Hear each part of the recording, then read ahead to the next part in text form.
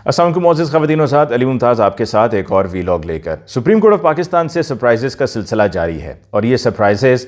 PMLN के लिए परेशानी का बायस बन रहे हैं और परेशानी इस हद तक बढ़ती जा रही है कि अब पसीने छूटना शुरू हो गए हैं, कदम लड़खड़ाना शुरू हो गए हैं, बहकी बहकी बातें करना शुरू कर दी हैं। ये सरप्राइजेज़ क्या हैं ज़रा मैं आपको वो भी बताऊंगा और आने वाले दिनों में जो मज़ीद सरप्राइजेज़ मिलेंगे उसके बाद तो फिर आप खुद ही अंदाज़ा लगा लीजिए कि PMLN की परेशानी कहाँ होगी, क्योंकि ये 26वीं आईनी तरमीम तो अपनी परेशानियाँ कम करने के लिए लाई गई थी। इसको लाने के बाद मामला हल होता हुआ दिखाई नहीं दे रहा है। यही वजह है कि PMLN की ये कोशिश है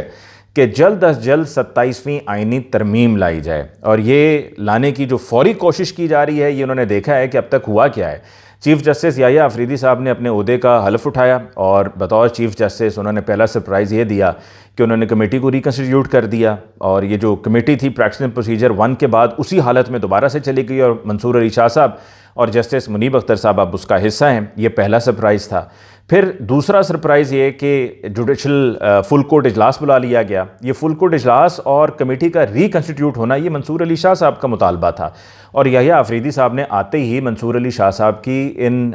दोनों डिमांड्स को पूरा किया। और फिर एक और सरप्राइज़ ये था कि जी ये दोनों जज साहिबान इस्तीफ़ा दे देंगे, मुनीब अख्तर साहब भी और जस्टिस मंसूर अली शाह साहब भी, लेकिन दोनों ने तो इस्तीफ़ा दूर की बात। मंसूर अली शाह साहब ने ना सिर्फ ये कि जैसे कि मैंने आपको बताया है कि वीडियो लिंक के ज़रिए इस फुल कोर्ट इजलास में पार्टिसिपेशन की है, भरपूर पार्टिसिपेशन की है और इस फुल कोर्ट इजलास में उन्हीं का तजवीज़ करदा जो प्लान है, केस मैनेजमेंट प्लान है, उसको अप्लाई करने का फ़ैसला किया गया है। तो ये आप खुद ही देख लीजिए कि पहली परेशानी क्या, कमेटी का रिकन्स्टिट्यूट होना, दूसरी परेशानी फुल कोर्ट इजलास बुलाना, तीसरी परेशानी मंसूर अली शाह साहब का इसमें पार्टिसिपेट करना, चौथी परेशानी कि उन्हीं का तजवीज़ करदा प्लान उस पर अमल दरामद हो रहा है,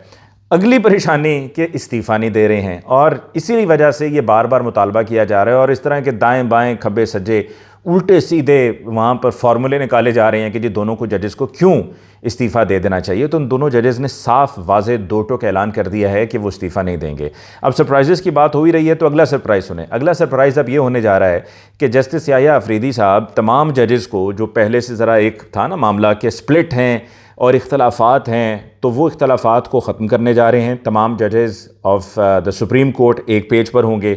जब तमाम जजेस ऑफ द सुप्रीम कोर्ट एक पेज पर होंगे तो उससे साबित हो जाएगा कि जो इनमें तकसीम डालने वाले थे वो काजी फ़ाइज़ ईसा थे।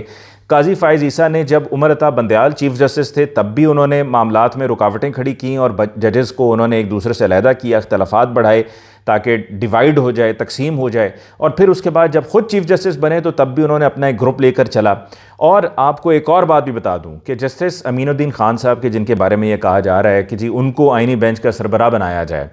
और ये इसलिए भी कहा जा रहा है कि जो अभी ये 12 जुलाई का फ़ैसला था जिसमें मखसूस नशिस्तों के लिए 8 जज साहिबान ने सुप्रीम कोर्ट ऑफ पाकिस्तान के ये कहा था कि जी तो PTI को जानी चाहिए, उसमें अमीनुद्दीन खान साहब ने जो अपना इख्तलाफी नोट लिखा था उसमें उनका इलेक्शन कमीशन के लिए कहना था कि जी इलेक्शन कमीशन ऑफ पाकिस्तान को सुप्रीम कोर्ट ऑफ पाकिस्तान के फ़ैसलों पर या इस केस के फ़ैसले पर अमल दरामद नहीं करना चाहिए। तो ये इस पर बड़ा शोर मचा कि भाई अमीनुद्दीन खान साहब कैसे अपने ब्रदर जजेस के फ़ैसले पर इलेक्शन कमीशन ऑफ पाकिस्तान को ये सजेस्ट कर सकते हैं कि जी आप इस पर अमल दरामद ना करें। ये सब कौन करवा रहा था? काजी फ़ाइज़ ईसा करवा रहे थे। ऊपर बैठे हुए थे काजी फ़ाइज़ ईसा, अपनी मर्ज़ी से वो नीचे जजेस को मैनेज कर रहे थे। तो अब जब वो रस्ते से अलहदा हो गए हैं और जस्टिस याहिया अफरीदी साहब की भी बड़ी ज़बरदस्त रिप्यूट रही है एज़ ए जज ऑफ द सुप्रीम कोर्ट और फिर उसके बाद उससे पहले भी, और अब चीफ़ जस्टिस के तौर पे भी आते ही जो उनकी तरफ से 2 इक़दामात किए गए हैं, फ़ैसले किए गए हैं, वो सबसे ज़्यादा बड़ी परेशानी है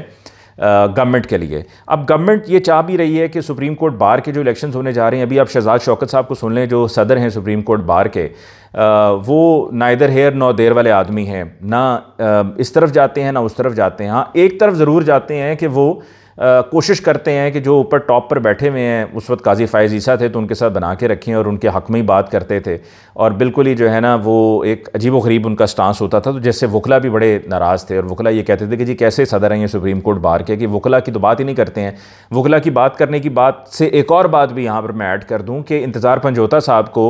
तकरीबन 20 रोज़ हो चुके हैं उनको अगवा हुए हुए, तो ये सदर सुप्रीम कोर्ट बार कैसे सदर सुप्रीम कोर्ट बार हैं कि उस पर इन्होंने अब तक कुछ कहा ही नहीं है, बिल्कुल खामोश, यूँ जिस तरह लगता है लब सिल गए हैं उनके, कुछ कह ही नहीं रहे हैं। तो अब जब ये इलेक्शंस होने हैं सुप्रीम कोर्ट बार एसोसिएशन के, तो आज़म नज़ीर तारड़ साहब की ये कोशिश होनी है कि उनका जो ग्रुप है जिसमें एहसन भून भी हैं, दीगर और लोग भी हैं, और ये लोग अपनी जो रिप्यूट है ना उसको तो तबाह बर्बाद कर ही चुके हैं। आज़म नज़ीर तारड़ साहब भी अपनी रिप्यूट को तबाह बर्बाद कर चुके हुए हैं, एहसन बून साहब भी अपनी रिप्यूट को तबाह बर्बाद कर चुके हैं। मतलब ये वो लोग हैं जो करप्शन को इनकरेज करेंगे, यानी कि फ़ैसले, या दूसरी तरह से मुझे कहना चाहिए कि जी रूल ऑफ लॉ पर फैसले होने के बजाय ये फ़ैसले करवाते हैं सिफारिशों पर। ये वो लोग हैं, यानी कि मैनेज करने वाले लोग हैं, यानी कि इंसाफ होने नहीं देते हैं, इंसाफ को मैनेज कर रहे होते हैं और अपनी मर्ज़ी का वो मैनेज किया हुआ इंसाफ उसको कहते हैं जी ये इंसाफ है। तो उनकी कोशिश है कि जी सुप्रीम कोर्ट बार में हमारा बंदा सदर बने, और जब उनका बंदा सदर बनेगा तो वो जुडिशल कमीशन का भी हिस्सा होगा, और इसके अलावा उनकी एक से होगी, तो वो उसमें पैसा भी चला रहे हैं, फिर उसमें ज़बरदस्ती भी करेंगे, सारे मामलात वो करेंगे। लेकिन वकला को मैनेज करना बड़ा मुश्किल काम है। और मैं आपको यहाँ पर यह भी बताता चलूँ कि अमीनुद्दीन ख़ान साहब को लेकर आने वाले दिनों में भी आप ये देखेंगे कि अमीनुद्दीन ख़ान साहब का जो एक मौक़िफ़ एक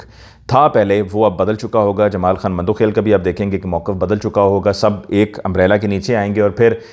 PMLN कोई और ही हरबा निकालेगी, और जो कि मुझे नहीं नज़र आता कि कितनी मर्ज़ी और तरमीमें कर लें, अगर तमाम जजेस ऑफ द सुप्रीम कोर्ट एक छतरी के नीचे एक हैं, एका हैं उनमें, तो फिर उनका कुछ भी नहीं बिगाड़ा जा सकता है। दूसरा एक और परेशानी ये भी है PMLN के लिए कि इस्तीफ़ा दिया नहीं मुनीब अख्तर साहब ने और मंसूर अली शाह साहब ने, और सीने प्यूने जज मंसूर अली शाह साहब हैं। तो मंसूर अली शाह साहब फिर उस जुडिशल कमीशन का भी हिस्सा होंगे, और जब ये सब हो रहा होगा तो फिर मैनेज करना बड़ा मुश्किल हो जाएगा PMLN के लिए। दूसरी तरफ यहाँ पर जो फुल कोर्ट इजलास हुआ है उसका मैंने जैसे कि आपसे जिक्र किया कि इस फुल कोर्ट इजलास में ये कहा गया है कि जी 59,191 59,191 केसेस पेंडिंग हैं सुप्रीम कोर्ट ऑफ पाकिस्तान में, और जो मंसूर अली शाह साहब का तजवीज़ करदा केस मैनेजमेंट प्लान 2023 है उस पर अमल दरामद होगा। और फिर उसके अलावा ये भी लिखा गया है कि जिससे बैकलॉग कम होगा, जो एफिशिएंसी है, कारकर्दगी है, वो बेहतर होगी। पहले 1 महीने के लिए इसको अप्लाई किया जाएगा, फिर 3 महीने के लिए, और फिर उसके बाद 6 महीने का प्लान होगा। तो मंसूर अली शाह साहब इन हैं, बल्कि हर तरह से टोटली इन हैं, छाए हुए हैं वो, और उनका इस तरह से छा जाना PMLN के लिए it's a big problem, it's a huge problem for them. यही वजह है कि वो 27वीं आइनी तरमीम लाना चाह रहे हैं, और 27वीं आइनी तरमीम को लाने के लिए यकीनन वही काम दोबारा से करना पड़ेगा। PMLN को, पीपल्स पार्टी को बंदे तोड़ने पड़ेंगे, जिसमें नूर आलम खान साहब, जिनका ताल्लुक अभी तो JUIF से है, लेकिन आप सब बड़ी अच्छी तरह से जानते हैं कि 9 अप्रैल को, उससे पहले सिंध हाउस में वो दिखाई दिए थे, राजा रियाज भी वहाँ पर थे, नूर आलम खान भी वहाँ पर थे, और ये वो लोग थे जो PTI को छोड़ के चले गए थे PMLN के साथ। PDM को उन्होंने सपोर्ट किया था, वोट भले उन्होंने नहीं डाला था, क्योंकि जिस तरह यह भी हुआ है कि कुछ लोगों के वोट नहीं डलवाए गए, उस वक्त भी चूँकि वोट पूरे हो चुके थे तो इसलिए उनको इस्तेमाल नहीं किया था, लेकिन वो एक्सपोज हो चुके थे, सिंध हाउस से उनकी वीडियोज़ आ चुकी थी। तो नूर आलम खान साहब तो कभी किसी एक पार्टी के साथ रहे नहीं। नूर आलम खान साहब ने 2008 से 2013 तक MNA रहे कौमी असम्बली के, तो उस वक्त वो पीपल्स पार्टी के साथ थे। फिर उसके बाद 2018 से लेके 2022 तक वो मेंबर कौमी असम्बली बने, और वो 2022 से बल्कि ऑनवर्ड्स 2023 तक वो असम्बली का हिस्सा रहे, और वो भी पाकिस्तान तहरीक इंसाफ की टिकट पे वो पेशावर से जीते। और अभी वो जो MNA दोबारा बने हैं, वो MNA बने हैं JUIF की तरफ से, यानी कि मौलाना फजल रहमान साहब की पार्टी की तरफ से। और अब वो मौलाना फजल रहमान साहब की जो पार्टी के जो फैसले हैं उनसे भी दूसरी तरफ जाने को तैयार हैं। वो कहते हैं कि जी अगर सिविलियंस के केसेस मिलिट्री कोर्ट्स में जाने का मामला आया, 27वीं आइनी तरमीम आई, तो वो उसको वोट करेंगे, सपोर्ट करेंगे, और ये उनकी अपनी राय है। तो नूर आलम खान साहब को JUIF में जो शामिल किया गया मौलाना फजल रहमान साहब की तरफ से, वो भी समझ से बाहर था कि उन्होंने क्यों किया, लेकिन उस वक्त सोच शायद एक ही थी, लाइक माइंडेड थे। अभी मौलाना फजल रहमान साहब शायद डिविएट कर गए हैं, और शायद मैंने लफ्ज़ इसलिए इस्तेमाल किया बिकॉज मुझे अभी भी डाउट है कि मौलाना फजल रहमान साहब सिर्फ दिखा रहे हैं कुछ और करेंगे कुछ, जिस तरह पहले हुआ कि उनके सपोर्ट के बगैर तो ये तरमीम पास होनी नहीं थी ना। उन्होंने सपोर्ट किया, जिसके नतीजे में मंसूर अली शाह साहब चीफ़ जस्टिस नहीं बन सके, बल्कि याया आफरीदी, वो भले ये कहते रहे कि जी उनसे कहा गया था कि मंसूर अली शाह साहब को ही चीफ़ जस्टिस बनाया जाएगा, कमिटमेंट की गई थी वगैरह वगैरह वगैरह, लेकिन ये होता हुआ नज़र आ रहा था कि भाई ये तो 26वीं आइनी तरमीम लाई इस वजह से जा रही है कि जस्टिस याया आफरीदी को या किसी और को चीफ़ जस्टिस बनाना है, मंसूर अली शाह साहब को कम से कम जो है वो चीफ़ जस्टिस बनने नहीं देना है। आगे बढ़ते हुए अलीमा खान साहिबा ने जो इमरान खान साहब से मुलाकात की है, बहनों ने की है, तीनों ने की है, तो उस मुलाकात के बाद बड़ी खौफनाक बातें सामने आई हैं। जैसा कि एक इमरान खान साहब को वहाँ रखा गया जिस सेल में, उसका तो हमें पता ही है कि वो 8/6 का था, और उसके अलावा ये कि 10 रोज़ तक वहाँ से उनको बाहर नहीं निकलने दिया गया, और हर कैदी को इजाज़त है कि वो रोज़ाना सुबह 6 बजे बैरकें खुलती हैं, वो बाहर निकलते हैं,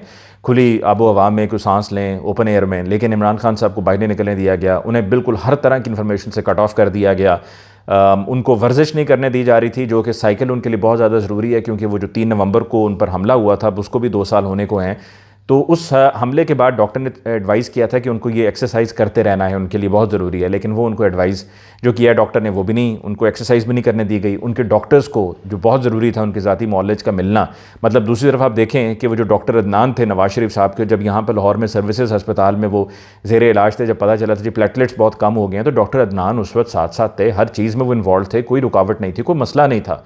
और फिर उसके बाद वो बैरून मुल्क भी जब गए तो वो जहाज़ में जाते हुए नज़र आ रहा था कि डॉक्टर अदनान भी उनके साथ हैं, तो डॉक्टर अदनान उनके ज़ाती नॉलेज हैं, उनके ट्रस्टवर्दी आदमी हैं। तो इस केस में यहाँ पर भी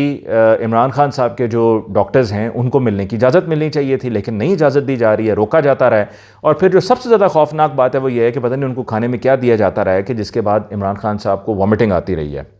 और उनकी तबीयत ख़राब रही है। तो ये वो खौफनाक सूरत हाल है जो हमें अडियाला जेल से सुनने को मिली है, और ये वो तमाम पॉइंट्स हैं कि जिसमें ख़ास तौर पे खाने में क्या दिया और उसके नतीजे में उन्होंने वॉमिटिंग की, ये उन्होंने अपनी बहनों को खुलकर बताया। और इससे पहले जब वकला उनसे मिलकर आए थे तो ये सारी तफसीलात बाहर नहीं आई थी कि जी उनको खाने में कुछ ऐसा दे दिया था जिससे उनकी तबीयत, और यही वजह है कि इमरान खान साहब की बहनें ये कहती हैं कि उनकी जान ख़तरे में है, ये उनको नुकसान पहुंचाना चाहते हैं, और यही वजह है कि मिलने भी नहीं दिया जाता है, और यही वजह है कि वो ख़बर भी नहीं बाहर आने दी जा रही थी। और बहनों को भी इसलिए गिरफ़्तार किया गया था कि बहनें जब जाएंगी तो बहनें जाकर असल कहानी बाहर ले आएंगी। और फिर इस पर अलीमा खान साहिबा ने कहा भी कि हमें भी धमकियां दी जा रही हैं कि बाहर आकर आपने कुछ नहीं कहना, अगर आपने बाहर आकर कुछ कहा तो आपको दोबारा से ही गिरफ्तार कर लिया जाएगा और जेल में बंद कर दिया जाएगा। लेकिन बहनें बेखौफ हैं, अपने भाई के लिए निकली हैं और उन्होंने कहा है कि जी हम तो बताएंगे, और निकलते ही उन्होंने मीडिया को बताया। और साथ में उन्होंने बातों में एक बात कही बिटवीन द लाइन्स, जिसमें इमरान खान साहब ने उनसे कहा कि जी एहतजाज का हक़ हासिल है, और ये तो पहले जब ब्रिटिश कॉलोनी थी हम और अंग्रेज़ों का हम पर राज था तो उस वक्त इस तरह के हालात होते, लेकिन अब तो उससे भी बदतर हालात हैं, और एहतजाज करने का, पुरअमन एहतजाज करने का हर किसी को हक़ हासिल है। ये जब बात इमरान खान साहब ने कही है तो ये चूँकि अलीमा खान साहिबा सियासी नहीं है तो ये उनकी तरफ से ये बात सामने नहीं आई है। आई बिलीव यही एक वजह होगी कि जी इमरान खान साहब ने कहा कि निकलो और एहतजाज करो, ये अपनी पॉलिटिकल जो रिप्रेजेंटेशन है उनके ज़रिए वो बात अनाउंस प्रॉबेबली करवाएंगे। लेकिन इमरान खान साहब ने जो ये बात कही है एहतजाज की, पुरअमन एहतजाज की हक़ की, क्योंकि मसला भी इसी तरीके से हल होना है, ये जलसों से नहीं होना है कि आपने अपने होम ग्राउंड पेशावर में जलसा कर लिया, आपने स्वाबी में जलसा कर लिया, और ख़ाली जलसों से ये मसला हल नहीं होने वाला है, क्योंकि अब ये एहतजाज होगा ही तो इमरान खान साहब बाहर आएंगे, प्रेशर बिल्ड करना होगा तो ही इमरान खान साहब बाहर आएंगे। जलसे आप एक छोड़ के 50 कर लें, 100 कर लें, 200 कर लें, जलसों से कुछ नहीं होने वाला है। आपके जलसों में रुकावटें भी खड़ी की जाएंगी, आपके जलसों में रुकावटें इतनी खड़ी की जाएंगी जिस तरह पहले की गई हैं, ताकि लोग उस तरह से ना पहुंच सकें। लोग नहीं पहुंच सकेंगे तो मनपसंद अपने सहाफ़ियों के ज़रिए और मनपसंद टेलीविज़न चैनल्स के ज़रिए जो उनकी मर्ज़ी के मुताबिक चलते हैं उनसे इश्तिहारात लेते हैं, उनके इश्तिहारात उनको देने के नतीजे में उनका मुँह भी बंद हो जाता है, तो उनके ज़रिए ये काम डालेंगे। वो कहेंगे कि जी देखें लोग ही नहीं आए हैं, तो लिहाजा एहतजाज ही से इमरान खान साहब की रिहाई मुमकिन है। दूसरी तरफ ये पाकिस्तान तहरीक इंसाफ की तरफ से अपने तमाम पार्लियामेंटेरियन से कहा गया है कि कल इस्लामाबाद हाई कोर्ट सब पहुँचें, अपनी वहाँ पर अटेंडेंस को, वहाँ अपनी शिरकत को यकीनी बनाएं, और इमरान खान साहब का तोशा खाना 2 में जो बरियत का केस है वो कल लगा हुआ है, वहाँ पर कल सब पहुँचें। अब देखना है कि कल सब वहाँ पर पहुँचते हैं या वो ये कहेंगे जी हम रूपोश हैं और हमारे लिए रूपोशी का ही ऐलान है। दूसरी तरफ उमर अयूब साहब ने ये कहा है कि जी ज़ैन कुरैशी साहब ने वोट नहीं दिया है, तो इससे तो यही ज़ाहिर हो रहा है कि वो ज़ैन कुरैशी साहब को सपोर्ट कर रहे हैं, सेफगार्ड कर रहे हैं। अगर आपने इस तरह से देखें, लोग 2 तरह से आपसे इनराफ करते हैं, यानी कि आपको छोड़ जाते हैं सियासी तौर पे, पैसे के ज़ोर पे या डंडे के ज़ोर पे। दोनों सूरतों में अगर कोई जाता है दूसरी तरफ तो वो कम से कम अगर डंडे के ज़ोर पे गया है और उस पर जबर किया गया है तो वो आए आकर अपनी पार्टी के लोगों को बताए, अपनी पार्टी के लोगों को कहे कि भाई मेरे साथ ये हुआ है, बल्कि आके बाकायदा प्रेस कॉन्फ्रेंस करे। जिस तरह से अभी वो भले वो बाद में एक और फिर प्रेस कॉन्फ्रेंस या एक और वीडियो बयान जारी कर दिया गया कासिम रोंजो साहब का, जिनका ताल्लुक JUI, जिनका ताल्लुक अख्तर मेंगल साहब की जमात से है, लेकिन कम से कम ये बात तो सामने आई ना। ज़ैन कुरैशी साहब बिल्कुल खामोश, लब सिले हुए हैं, बिल्कुल चुप करके कोने में बैठे हुए हैं, किसी के सामने नहीं आ रहे, बस ट्वीट फड़का देते हैं एक आध के जी मैं PTI को शो कॉज नोटिस का जवाब दे चुका हूँ, मैं खान साहब के साथ था, हूँ, रहूँगा, मेरे वालिद भी ये वो थे, इस तरह की बात। तो इस तरह की बात से मामला हल नहीं होना है ना। ज़ैन कुरैशी साहब को अगर आप सपोर्ट करें तो आप ये भी तो देखें ना कि उनकी वीडियोज़ जो रिलीज़ हुई हैं उसके बाद ये उन पर फ़र्ज़ है कि वो बताएं लोगों को, जहाँ वो शो कॉज नोटिस का जवाब दे रहे हैं वो आए प्रेस कॉन्फ्रेंस करें, बताएं कि जी भाई मेरे साथ क्या हुआ है। अगर वो पीटीआई के साथ सिंसेयर हैं, पीटीआई के कॉज के साथ सिंसेयर हैं, क्या आप मुझे खुद बताएं कि इमरान खान साहब को अगर इस तरीके से गायब किया जाता, अगवा किया जाता, तो क्या उसके बाद बाहर आकर उन्होंने बताना नहीं था? उन्होंने सारी बात बतानी थी। उन्होंने बिल्कुल किसी चीज़ को जो है वो छुपा के नहीं रखना था। उन्होंने खुलाकर कहना था कि क्या हुआ, कैसे हुआ, किसने किया।